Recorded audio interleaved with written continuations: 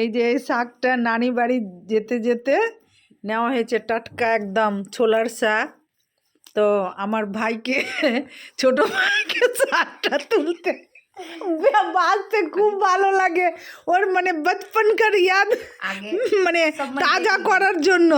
আগে বাবা জমিতে ছোলা বুনতেন আর এভাবে শাক তুলতেন, আমরাও তুলেছি আর দাদারাও তুলেছে সব একসঙ্গে।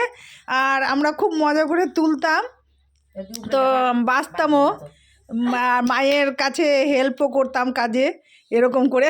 তো ভাই আর আমরা সবাই মিলে যে শাক বাছছি, বাবার বাড়িতে এসেছি, মেমোরিটাকে তাজা করছি আমরা সবাই। এই যে আমার দিদিও বাছছে, এই যে আমার এটা ছোট্ট কিউট কিউট ভাস্তি, আর এটা আমার ছোট দাদা, দাদা ভাই না দাদা।